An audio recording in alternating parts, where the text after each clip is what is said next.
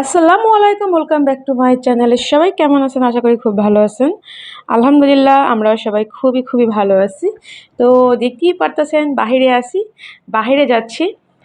আজকে মেয়ের বাবাকে ফোন দিয়ে বলতেছিল, বাবা দুপুরে বাহিরে খাওয়াও। তো যেহেতু ওর বাবা অফিসের কাজে খুবই ব্যস্ত আছে, সে সময় দিতে পারবে না, তো গাড়ি পাঠিয়ে দিল। আমি আর মেয়ে আমি খুব তাড়াতাড়ি করে জোহরের নামাজ আদায় করে তারপর আমরা বের হয়ে গেলাম। তো মেয়ে কি খাবে দেখি। মেয়েকে দুপুরে ওইটাই খাওয়ানো হবে। তো আমরা আসলে যাচ্ছি, উত্তরাতে যাব। উত্তরা, ওখানে ও যেটা খাবে। তো আসলে আহ, খুবই গরম আসলে। গরমে কিন্তু বাইরের খাবার দাবার খেতে তেমন একটা কিন্তু ভালো আমার কাছে লাগে না অবশ্য। কিন্তু মাঝে আসলে আমি বাধ্য হয়ে যাই, দেখা যায় মেয়েটা ইচ্ছা করে। তো ওর কথা রাখতে গিয়ে দেখা যায় আমারও খুব কষ্ট করে বাইরে আসতে হয়। তো ফাইনালি আমরা চলে আসছি। একটু জ্যাম জটও ছিল, তারপর চলে আসছি আমরা সুলতান ডায়ে চলে আসি। মেয়ে এখানে বললো যে খাবে, তো ঠিক আছে। আর এখানে তো এত পরিমাণ গ্যাদারিং থাকে, আমার সত্যি কথা বলতে একদমই ভালো লাগে না। অনেক বেশিক্ষণ দাঁড়িয়ে থাকা লাগে সিট পাওয়ার জন্য। সুলতান ডাই এখানে যারাই আসেন মোটামুটি অনেকেই জানেন যে এখানে সিট পাওয়ার জন্য চেয়ার ধরে দাঁড়িয়ে থাকা লাগে সিট পাওয়ার জন্য। তো যাই হোক, আমি আর মেয়ে যাচ্ছি। যেহেতু আর বাবা নাই, আমি আর মেয়ে আছি, আর সাথে ওর আঙ্কেল আছে। তো এই তো এবার যাচ্ছি। এটা তো দোতলাতে, তো লিফটে যাওয়ার দরকার নেই, একটু সিঁড়ি বেয়ে যাই। তো আসলে ইদানিং মানে কয়েকদিন ধরে যেন কীরকম গরমটা পড়তেছে যায় না। রৌদ্রের তাপ খুব কম, তার ভিতরে খুব কেমন একটি গরম, বিক্ষিপ্ত গরম, খুবই খারাপ লাগে। তো যাই হোক, আমরা উপরে এই তো প্রবেশ করলাম ভিতরে।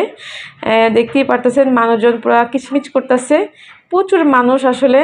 তো অবশেষে আমরা প্রায় 8-9 মিনিট দাঁড়িয়েছিলাম, তারপরে একটা সিট আমরা এখানে পেলাম। তো বসে পড়লাম। যেহেতু আমরা তিনজনের একটি সিটে আমাদের বসিয়ে দিল। আসলে কি, আমার সব সময় না এরকম গ্যাদারিং জায়গায় আমার খেতে ভালো লাগে না, কিন্তু কি করব, তারপরও তো খেতে হবে মেয়ের জন্য। তো মেয়ে এই তো এখানে খাসির যে কাচ্চিটা অর্ডার আসছে ওইটা অর্ডার দিছিল ওদের দুজনের জন্য। এটার সাথে আবার যে বড় আলুগুলো দেখতে খুব ভালো লাগে আমার আমার কাছে। তো আমি আসলে খাই না।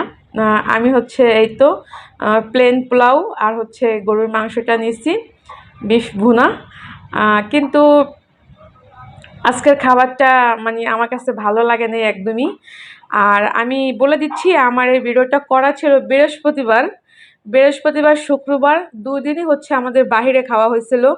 উত্তরাতেই দুদিনই খাওয়া হয়েছিল। কিন্তু আমার শরীরটা একটু খারাপের জন্য আমি আসলে ভিডিওগুলো এডিট করে ভয়েস দিয়ে আপলোড করতে পারিনি। তো সেই জন্য ভাবলাম যে আগে বৃহস্পতিবারের ভিডিওটাই আমি আপলোড করি, তারপরে আমি শুক্রবারের ভিডিওটা আপলোড করব, ঠিক আছে? তো পরাপর দুইটা ভিডিও আপনারা পেয়ে যাবেন, খাওয়ার ভিডিও। দোনোটাই উত্তরা খেয়েছিলাম, আর দোনোটাই গ্যাদারিং জায়গা, সিট পাওয়ার জন্য চেয়ার ধরে দাঁড়িয়ে থাকা লাগে। তো যাই হোক, আজকের পোলাওটা আমার কাছে একদমই ভালো লাগে নাই, একদম ঠান্ডা ছিল। তারপর বিফ ভুনাটাও ভালো লাগে নাই, খুবই বাজে ছিল। এর আগে আমি এখানে, আমরা তো এর আগে কয়েকবারই খাইছি। আমি সবসময় এখানে আসলে বিফ ভুনা সাদা মানে প্লেন পোলাওটাই আমি খাই, কিন্তু আমার কাছে আজকে খুবই খারাপ লাগছে। আর এখানে আমরা দুইটা পায়েস নিয়ে নিয়েছিলাম, আর দুইটা জর্দা নিয়ে নিয়েছিলাম। তো যাই হোক, গাড়িতে বসে খাবো। আর এখন বেরিয়ে গেছি আমরা। আর ওখানে আমরা যখন প্রবেশ করছিলাম তখন কারেন্ট ছিল না, এত গরম, তার ভিতরে মানুষের ক্যাচ মানে সত্যি কথা বলতে একদমই বিরক্তকর। এর থেকে মনে হয় যে মানে রাস্তার পাশে যে হোটেলগুলো আছে ওখানে খাওয়া ভালো, মানে এতটাই বিরক্ত লাগে আমার কাছে। তো এবার যাই হোক, এখানে আমরা দাঁড়িয়ে আছি। এবার এই তো গাড়িতে উঠলাম, এবার আবার বাসার উদ্দেশ্যে চলে যাব, না এখনই আরও কোথাও যাব। তো আজকের জর্দাটাও খুবই বাজে ছিল, এত বাজে ছিল যা মানে বলার মতো না।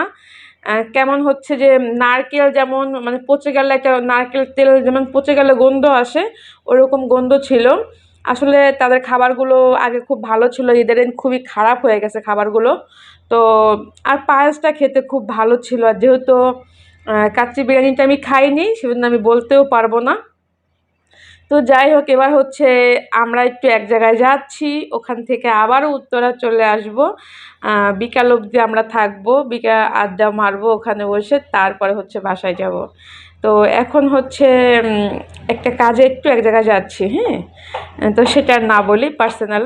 তো ওখান থেকে আবার আমরা রিটার্ন হচ্ছে উত্তরাতে আসবো, দিয়াবাড়িতে আসবো। ওখানে খুব ভালো লাগে, মাঠে যদি একটু বসি বা লেকের পাশে একটু বসবো, ভালো লাগবে। সরি, লেকতে না, মানে ঝিল ওটা। তো আমরা আমাদের কাজটা সেরে চলে আসলাম এখানে। এখানে খুবই সুন্দর একটি ঘোড়ার গাড়ি দেখতে পারতেছেন। এবার হচ্ছে মেয়ে বলল, মা আমি গাড়িতে উঠবো। তো আমি একটু চা নিয়ে নিলাম, কিন্তু চাটা খেতে খুবই খুবই বাজে ছিল। এত বেশি লিগার, এমনি তো চিনি ছাড়া চা, তার ভিতরে এরকম লিগার দিয়ে খাওয়া যায় না। আজকে জানি না সবগুলো খাবারই কেমন খুব ফালতু লাগতেছে। তো লাস্টে হলো আমি আর চাটা আমি ফেলে দিয়ে হচ্ছে আমি আর মেয়ে দুইটা পাঁপড় নিয়ে আমরা উঠে পড়লাম ঘোড়ার গাড়িতে। ছোটবেলা অনেকবার ঘোড়ার গাড়িতে উঠছি, কারণ যখন আমরা আমাদের পটুয়াখালীতে যখন যাওয়া হইতো, তখন তো আমাদের সদরঘাট যাইতে হইতো, কারণ তখন তো শুধু লঞ্চ ছিল, গাড়ি কিন্তু ছিল না আমাদের লাইনে তখন। তো তখন হচ্ছে ঘোড়ার গাড়িতে করে গুলিস্তান থেকে আমরা সদরঘাট অব্দি যেতাম, মানে আমি দেখলেই আমি আমার আব্বারে বলতাম যে ঘোড়ার গাড়িতে উঠবো। তো তারপর হচ্ছে আমি আর মেয়ে ঘোড়ার গাড়িতে বসে খুব মজা করলাম, দেখতেই পারতেছেন, পাপড় নিয়ে। যাক, এখানে ভালোই লাগে। এটা কিন্তু হচ্ছে যে মানে দিয়াবাড়ির যে এই সাইডটা, হ্যাঁ, মানে একটা তো আমরা যে বউবাজারের ওই সাইডটা, ওটা না, এটা আর একটা সাইড। এটাও হচ্ছে 18 নম্বর সেক্টরের ভিতরেই পড়ছে, হ্যাঁ। মেট্রোর এই পাশে অপর সাইডে, হ্যাঁ, মেন রাস্তা অপর সাইডে। আর আমরা যে বউবাজারে যাই সেটা হচ্ছে মানে মেন রাস্তার ওই অপর সাইডে, মানে পশ্চিম পাশে, ঠিক আছে। তো যাই হোক, আমি আর মেয়ে হচ্ছে ঘোড়ার গাড়িতে একটু চক্কর দিলাম, খুব ভালো লাগলো আসলে। আসলে আমি সবসময় চেষ্টা করি আমার মেয়েকে আমি একটু আনন্দ দেওয়ার, এমনিতেই তো ওকে হচ্ছে তেমন একটা কারোর সাথে মিশতে দিই না। তো চিন্তা করলাম, ওর বাবা আর আমি সবসময় চেষ্টা করি ওকে আমরা নিজেরাই একটু আনন্দ দেওয়ার চেষ্টা করি। তো তারপরে হচ্ছে এখানে এই তো এখানে ঝিলের পাড়ে একটু আসলাম, আর ঝিলের পানিগুলো দেখতে ভালোই লাগতেছে। তো এখানে হচ্ছে চা নিলাম। এই চাটা খেতে না অসম্ভব ভালো ছিল। ওই যে যারা কেতলিতে করে চা বিক্রি করে, মানে তারা, ওনাদের চাটা খেতে সত্যি খুব ভালো লাগে। তো একটা বিমান যাচ্ছে, খুব কাছ থেকে দেখা যাচ্ছে। তো ফাইনালি হচ্ছে চা খেলাম। তো ফুচকা বা চটপটি এগুলা খেলাম না, যেহেতু পেট হচ্ছে পুরাই হাউসফুল আছে এখন। আর এবার হচ্ছে দেখুন আমার মেয়ে হচ্ছে গাড়ি চালাচ্ছে। তো আমি তো ভয়তে শেষ। তো ওকে হচ্ছে এখনো আমরা তেমনভাবে শিখানো হয়নি। তো ইনশাল্লাহ আর পরীক্ষার পরে হচ্ছে আমরা ওকে হচ্ছে ফাইনালি ড্রাইভিংটা পুরো ভালো করে শিখাই ফেলবো। কারণ ইচ্ছা আছে মেয়েকে পড়াশোনা করাবার জন্য বাইরে পাঠাবার প্ল্যান আছে। তো যদি এখান থেকে এটা শিখে যায় খুব ভালো হবে। তো হচ্ছে এখন যেহেতু পড়াশোনার প্রেশার আছে, সময় খুবই কম, তারপরে হচ্ছে কম্পিউটার ক্লাসটা হচ্ছে ও একটু গ্যাপ দিছে কতদিনের জন্য, কারণ পড়ার পরীক্ষা আছে সেই জন্য। তো আসলে সব কিছু মানে আগে হচ্ছে পড়াশোনা, তাই না? তারপর হচ্ছে অন্য কিছু। তো যাই হোক, তারপরে হচ্ছে আমরা চলে আসলাম বউবাজার, দিয়াবাড়ি বউবাজারে চলে আসলাম। ওখান থেকে সরাসরি বাসায় চলে আসলাম। তো বউবাজার থেকে কী কী কেনাকাটা করলাম একটু জাস্ট আমি আপনাদেরকে দেখাই। আসরের নামাজটা হয়েছে আমি গাড়িতে বসিয়ে আদায় করে নিছিলাম। মাগরিবের নামাজটা, হ্যাঁ, মাগরিবের নামাজও গাড়িতে বসিয়ে আদায় করছি। তো এদিক থেকে হচ্ছে কি কি আনলাম একটু দেখিয়ে দিচ্ছি, হ্যাঁ। এখানে হচ্ছে করল্লা আছে, আর হচ্ছে বেগুন আছে। মানে আমি যে সবজিগুলো খেতে পারবো ওগুলো নিয়ে আসছি। ওখানে তো জানেন খুবই কয়েকবারই আমি দেখাইছি, খুবই সুন্দর সুন্দর শাক পাতা পাওয়া যায়, কিন্তু দুঃখের বিষয় আমার হচ্ছে শাক খাওয়া নিষেধ আছে। তো আমি যেটা খেতে পারবো সেটাই নিয়ে আসছি, বেগুন, করল্লা। আমি প্রতিদিনই এখন চেষ্টা করি একটু একটু করল্লা বেশি করে রসুন পেস্ট দিয়ে ভাজি করে খাওয়ার জন্য। তো করলাগুলো খুবই সুন্দর আর বেগুনগুলো দেখে আমার খুব ভালো লাগছে। এই বেগুনগুলো দিয়ে বেগুনি খেতে না খুব ভালো হয়। আর এই তো আমার পছন্দের সজনি ডাঁটা। তো আর হচ্ছে কলা নিয়ে আসছি। তো ওখানের জিনিসগুলো আসলে অনেক দাম। দাম হলেও কিন্তু জিনিসগুলো খুবই ফ্রেশ থাকে। এই ১ মোটা সজনে ডাঁটা ৳১০০ নিয়েছে। এখানে হয়তো হাফ কেজি পরিমাণ হবে ৳১০০।